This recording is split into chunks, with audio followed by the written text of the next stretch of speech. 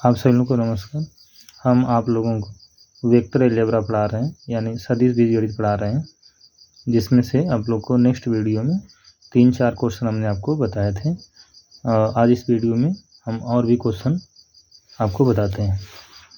देखिएगा क्या दिया है क्वेश्चन। बिंदु 2, -5, 1 तथा 1, 4, -6 को मिलाने वाली रेखा पर उस बिंदु के निर्देशांक ज्ञात कीजिए जो उस रेखा को दो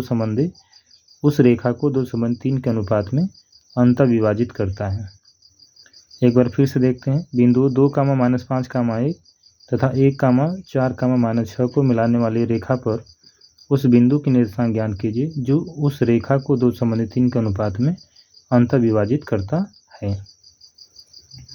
दिया है सॉल्यूशन में a बराबर 2, -5, 1 तो लिख सकते हैं हम लोग बराबर x1, y1, z1 तथा b बराबर 1, 4, -6 और लिख सकते हैं x2, y2, z2 लिख सकते हैं। और कह रहा है कि यम संबंधी n के अनुपात में विभाजित करता है, तो 2 संबंधी 3 यानी अंतः करता है। तो माना अंतः विभाजन बिंदु के निर्देशांक p s, y, z है, तब फार्मूला क्या हो जाएगा, x बराबर यम x2 प्लस n x1 अपान यम प्लस n हो जाएगा, बराबर यम का मान कितना है 2 है, यहाँ से n का मान कितना है 3 है, तो यम का मान 2 और x2 का मान कितना है, x2 का मान हम लोग निकाल सकते हैं यहाँ पर 1 और प्लस n का मान कितना है 3 और x1 का मान कितना है निकाल सकते हैं हम लोग, तो वह 2 दिया है, इसलिए 2 एकम 2, 3 दूना 6 और बटे में 2 प्लस 3 तो 6 2 कितना 8/5, तो ये हो गया आपका 8/5। फिर y का मान यम y2 प्लस n y1 अपान यम प्लस n, तो 2 y2 का मान कितना है, y2 का मान 4 है और यहाँ पर y1 का मान कितना है -5 है, यम का मान 2 और n का मान 3, तो ये हो गया 2 × 4 प्लस 3 × -5 बटे में 2 प्लस 3, इस सूत्र में समान रख देंगे, तो 8 में से 15 घटा देंगे बटे में 5, तो ये -7 बटे कितना आ जाएगा 5 आ जाएगा।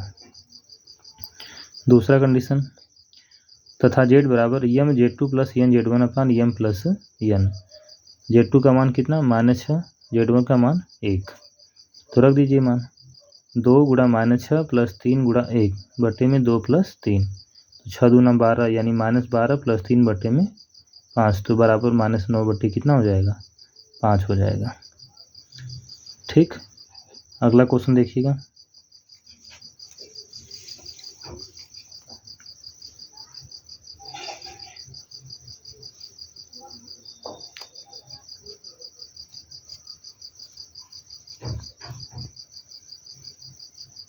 अगला क्वेश्चन 6 नंबर 2024 के एग्जाम में आया है। दर्शाइए कि बिंदु कैपिटल A 2, 3, 4, कैपिटल B 1, -1, -2, 1 तथा कैपिटल C 5, 8, 7 संरेख है यानी कोलिनियर है। सॉल्यूशन देखिएगा। बिंदु कैपिटल A 2, 3, 4, कैपिटल B -1, -2, 1 तथा कैपिटल C 5, 8, 7 है।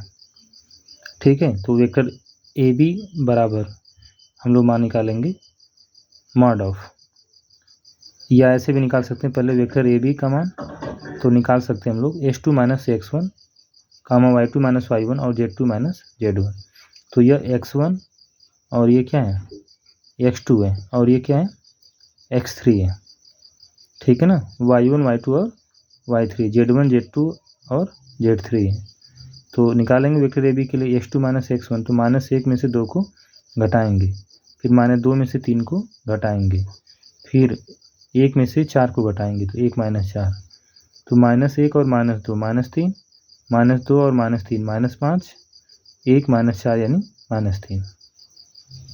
इनका मोड निकालेंगे, तो मॉड ऑफ बराबर करड़ी में -3 का स्क्वायर प्लस -5 का स्क्वायर प्लस -3 का स्क्वायर, तो ये करड़ी में 9 + 25 + 9 बराबर करड़ी में कितना आ जाएगा 43 आ जाएगा। फिर वेक्टर BC बराबर 5 -1, फिर 8 -2 7 का -1, इसका मतलब ये क्या आ जाएगा हम लोग इसको निकाल सकते हैं x3 माइनस x2 और y2 minus y3 minus y2 z3 minus ये z2 आ जाएगा। तो इसको हल करेंगे तो ये 6 आ जाएगा, 8 माइनस माइनस प्लस 8 2 10 हो जाएगा, 7 में से घटा देंगे तो 6। इसका मॉड निकाल देंगे। Mod of vector B C बराबर करड़ी में 6 का स्क्वायर प्लस 10 का स्क्वायर प्लस 6 का स्क्वायर। तो ये करड़ी में 36 प्लस 100 प्लस 36 बराबर 2 करड़ी में कितना 43 आ जाएगा बी सी का मान। उसी तरह से वेक्टर ए सी निकालेंगे। वेक्टर ए सी बराबर 5 माइनस 2 8 माइनस 3 और 7 माइनस 4। ठीक, तो 5 में 2 घटाएंगे 3 आएगा, 8 में 3 घटाएंगे 5 आएगा, 7 में 4 घटाएंगे तो 3 आ जाएगा। इनका मोड निकालेंगे तो करड़ी में 3 का स्क्वायर प्लस 5 का स्क्वायर प्लस 3 का स्क्वायर। तो करड़ी में 9 और 5 का स्क्वायर 25 प्लस 9 बराबर करड़ी में कितना 43 आ जाएगा। तो लिख सकते हैं vector A C plus vector A B बराबर वेक्टर बी सी, क्योंकि वेक्टर ए बी का मान और वेक्टर ए सी का मान दोनों बराबर आ रहा है। वेक्टर करड़ी में 43 और करड़ी में 43 दोनों को जोड़ेंगे तो वेक्टर बी सी के मान के बराबर हो जाएगा।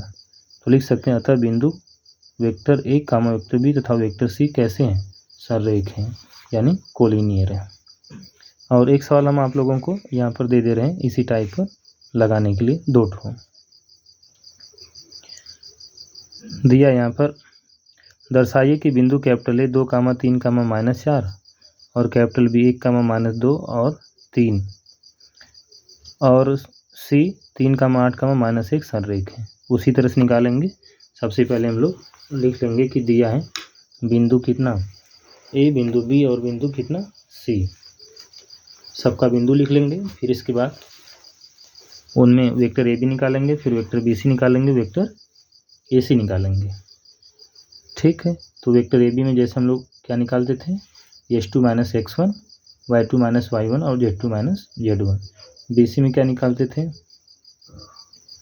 बी सी में हम लोग निकालते थे x3 माइनस x2 और y3 माइनस y2 और z3 माइनस z2 निकालते थे।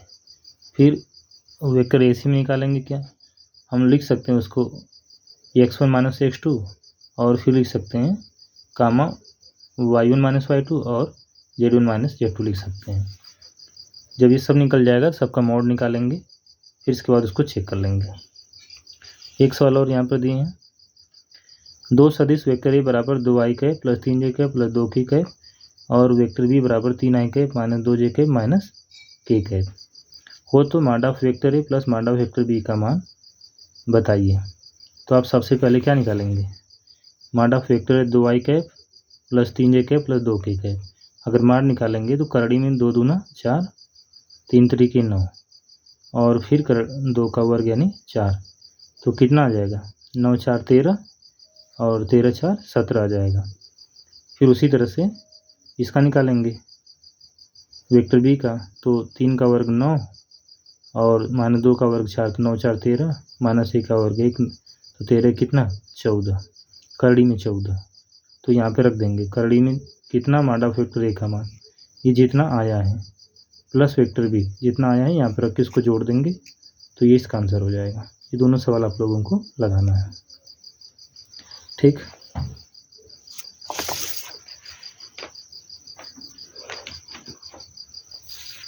आगे देखिएगा,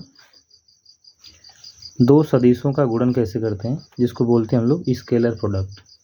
क्या बोलते हैं, स्केलर प्रोडक्ट या डॉट प्रोडक्ट बोलते हैं।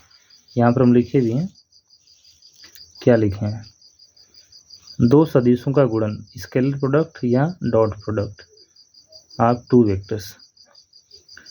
देखिए सबसे पहले हमने क्या कर दिए, 2 सदिश ले लिए, ये हो गया आपका वेक्टर ए और ये हो गया आपका वेक्टर बी। दोनों को जैसे मिलाएं तो क्या बना, कोण थीटा आपका बना। यहाँ पर जब कोई 2 सदिशों को मिलाने के बाद ही आपका क्या बनता है, कोण बनता है। तो लिख सकते हैं हम 2 सदिश, लिख सकते हैं 2 सदिशों का अदिश गुणन, 2 सदिशों का अदिश गुणन। तो vector A dot vector B बराबर मॉड ऑफ वेक्टर ए और mod of vector B cos theta लिख सकते हैं 0 is less than equal to theta is less than equal to pi. तो यहाँ पे मॉड ऑफ वेक्टर ए को ए के बराबर भी लिख सकते हैं, मॉड ऑफ वेक्टर बी को बी के बराबर लिख सकते हैं। तो यह आ जाएगा vector A dot vector B बराबर ए बी कॉस थीटा। यहाँ पे लिखे भी हैं, जहाँ ए बराबर मॉड ऑफ वेक्टर ए व आपका बी बराबर मॉड ऑफ वेक्टर बी लिख सकते हैं। ये सब आपके एनसीईआरटी की बुक में दिया गया है, नियम है। फिर इसके बाद यहाँ पे लिखते हैं दो सदिशों के अदिश पर परिणाम, कि दोनों सदिशों का अदिश का परिणाम कैसे निकलेगा। पहला क्या है, दो सदिशों का अदिश गुणन एक वास्तविक संख्या होती है। दूसरा, वेक्टर ए और वेक्टर बी परस्पर लंबवत होते हैं। तो जब लंबवत होंगे तो उसका मान vector A dot vector B का मान कितना आ जाएगा, 0 आ जाएगा। यदि थीटा बराबर 0 है तब vector A dot vector B बराबर मॉड ऑफ वेक्टर ए और मॉड ऑफ वेक्टर बी, साथ ही vector A dot vector A बराबर मॉड ऑफ वेक्टर ए का कितना होल स्क्वायर हो जाएगा।